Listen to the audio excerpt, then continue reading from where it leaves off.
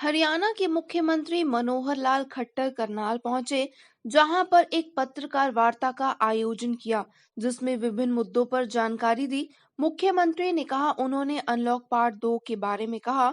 उन्होंने कहा कि अगर प्रशासन को सख्ती बरतनी पड़ेगी तो वे जरूर बरतेंगे। भीड़-भाड़ वाली जगहों पर अभी पाबंदी रहेगी। हमें अगर कोरोना से बचना है तो सावधानी बरतनी जरूरी है। अनलॉक पार्ट 2 एक प्रकार से कल से इसकी शुरुआत हो रही है, क्योंकि अनलॉक पार्ट 1 ये आज 30 जून को समाप्त हो रहा है और कल से अनलॉक पार्ट 2 ये शुरू हो रहा है। इस समय पहले से जितनी छूट दी गई थी उसमें कुछ चीज़ों में और भी छूट आगे बढ़ाई जा रही है और मुख्य तौर पर तो इस बार प्रदेश की सरकारों पर और आगे ज़िलों पर काफ़ी चीज़ें छोड़ दी गई हैं, क्योंकि हर स्थान की, हर ज़िले की परिस्थितियाँ अलग अलग हैं।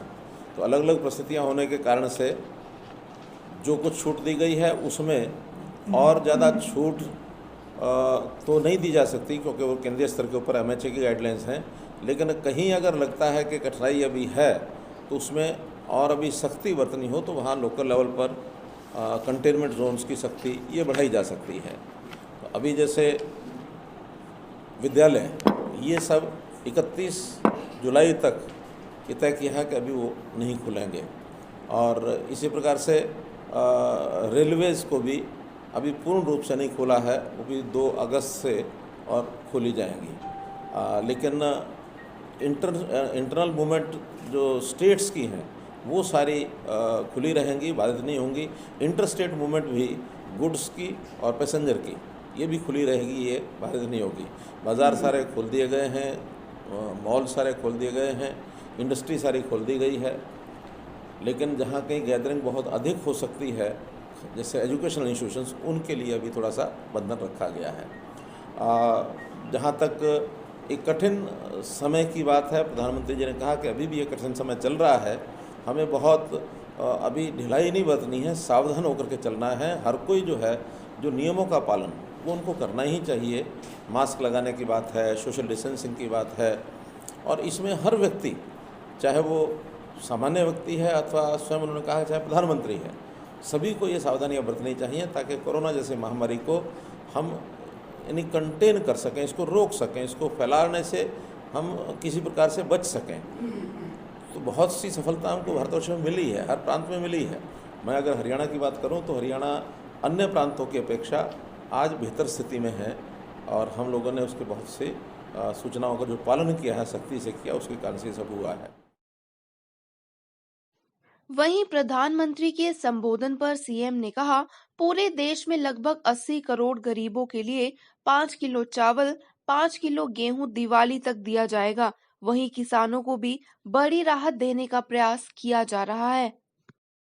जहाँ तक लोगों को सहायता देने की बात है तो उन्होंने घोषणा की है कि जो गरीब लोग हैं अभी भी, क्योंकि उनको जितना एक फुल स्केल के ऊपर काम मिलना चाहिए शायद उनको नहीं मिल रहा है। दुकानों पर भी अभी उस प्रकार की जैसे दिखती है चहलकदमी, वो दिखती नहीं है। बाज़ार में ग्राहक भी कम निकल रहा है।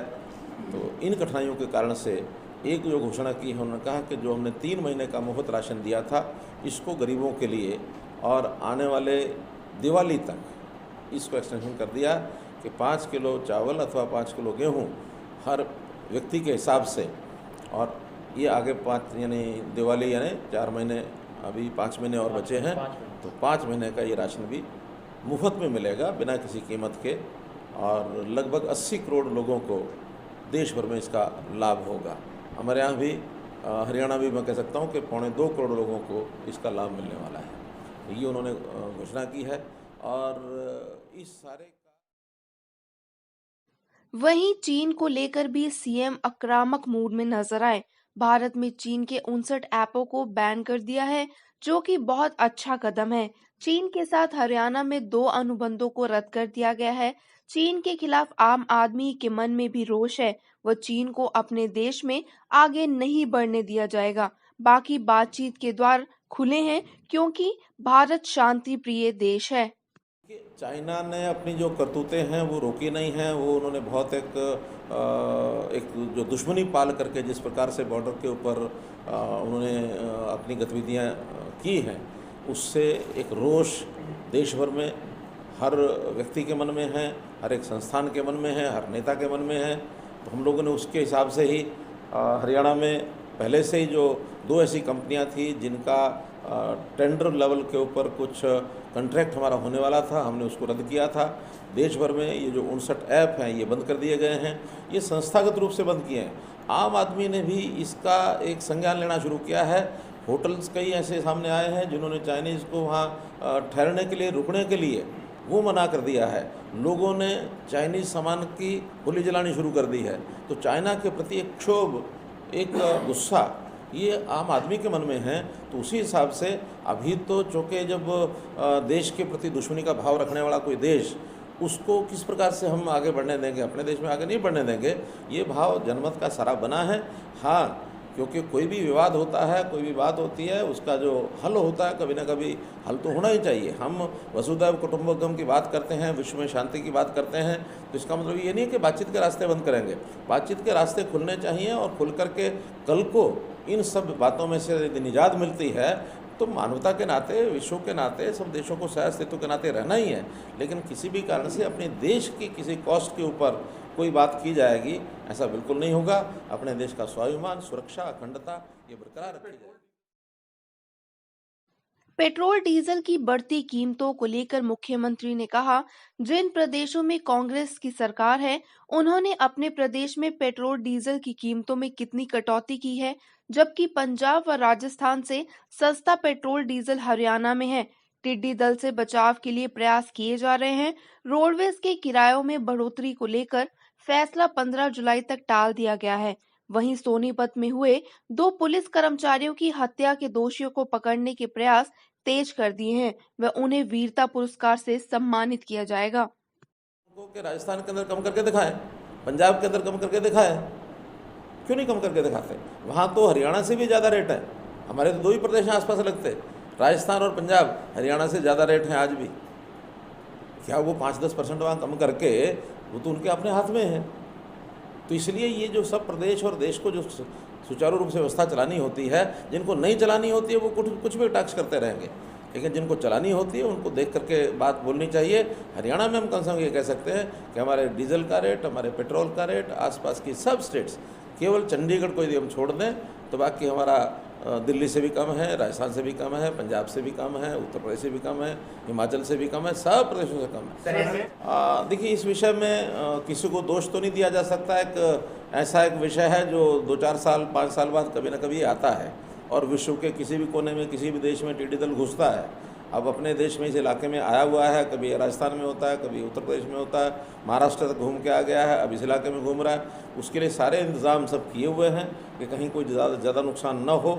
जहाँ ये बैठता है वहाँ किसानों को अपील भी की जाती है, आग्रह किया जाता है कि वो शोर मचाएँ ताकि उसको उड़ा दें, उनके खेतों में नुकसान न करे। उसके लिए छिड़काव किया जाता है। रात के समय उनको मारने के लिए जो दवाई होती है उसका छिड़काव करते हैं। उस छिड़काव में सरकारी मशीनरी वो भी सब जगह अलर्ट है और जगह जगह ट्रैक्टर्स जो लोगों के पास है वहाँ भी हमने उसकी इंतज़ाम किए हुए हैं, बता करके कि भी ऐसे ट्रैक्टर्स के साथ दवाई डाल करके उसका स्प्रे वो करने का इंतज़ाम भी किया है। पिछले दिनों में 950 ट्रैक्टर्स हमने, जब ये पता लगा लोकस्ट का और टिड्डी दल का, तो उन दिनों में 950 ट्रैक्टर्स को हमने अलर्ट पर रखा ताकि गांव में जहां भी जाते हैं, जहां भी ये टिड्डी दल आता है तो वहां उन ट्रैक्टर्स के माध्यम से या फायर ब्रिगेड के सिस्टम के माध्यम से और जो मशीनरी है इसमें केंद्र सरकार की ओर से भी लगातार संपर्क बनाया हुआ और हमने भी उसकी तैयारी की। देखिए, अभी ये चर्चा हुई थी लेकिन अभी हमने उसको 15 जुलाई तक रेफर किया है।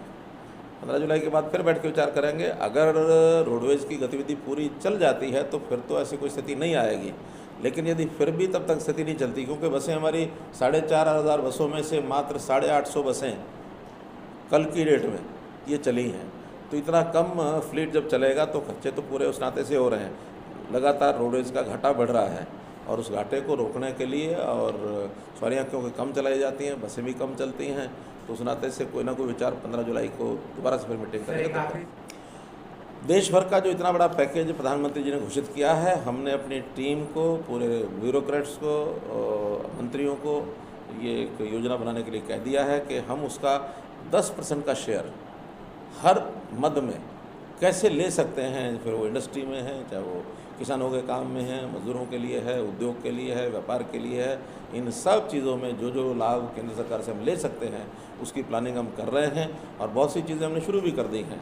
जैसे छोटा जो काम करने वाला ऐसा रेडी फड़ी वाला व्यक्ति है, खोमचे वाला व्यक्ति है, उसको अगर आवश्यकता है तो 10 से 15,000 रुपया तक वो लोन ले सकता है और मात्र 2% इंटरेस्ट के ऊपर उसको लोन मिल जाएगा।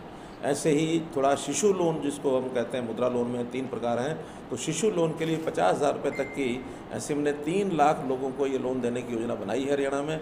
ऐसे इन लोगों को भी जो 9% का ब्याज बैंक का होता है उसको 5% पर मिलेगा, 4% का सबवेंशन वो केंद्र सरकार का और प्रदेश सरकार का रहेगा। तो इस प्रकार से इन सारे लाभ को, ऐसे ही जो जो योजनाएं, जैसे पशुओं के लिए योजना बनी है तो पशुओं के लिए भी अलग से, जैसे किसान क्रेडिट कार्ड होता है, पशुधन क्रेडिट कार्ड ये हमने बनाया है, उसकी भी अलग अलग पशुओं के हिसाब से रेंज रखी गई है कि उसमें उनको जितना पैसा चाहिए पशु खरीदने के लिए उनको मिल सकता है। रोजगार के नाते बहुत सी स्कीमें बनाई जा रही हैं, वो जैसे जैसे बनेगी वैसे वैसे आगे सोनीपत में आज 2 पुलिस कर्मचारियों का हत्या हुई है, एक बड़ा दुखद घटना हुई है। हमारे डीजीपी वहाँ पहुँच गए हैं, उन्होंने जायज़ा लिया है। उनको दोनों जो सिपाही हैं उन्होंने बाकायदा एक संघर्ष मुठभेड़ टाइप हुई है, तो रात के समय वो पेट्रोलिंग पर थे तो बदमाशों ने आकर के उनके ऊपर पहले गोलियां चलाई हैं, फिर प्रत्यक्ष भिड़ंत भी हुई है उनकी। उनको यानी चाकुओं के निशान भी मिले हैं उन सिपाही जो हैं उनके बॉडी के ऊपर। तो उनको वीरता के नाते से जो उनका किया जाएगा, उनको सम्मानित किया जाएगा और उनको जो एक्स ग्रेशिया के जो लाभ हैं सिपाहियों को पूरे दिए जाएंगे। और ऐसे जो दोषी हैं, कल्प्रेट है, स्पेशल टीम बना करके उनको जल्दी। बने रही कृति भूमि न्यूज के साथ, आपकी नजर हम पर, हमारी नजर सब पर।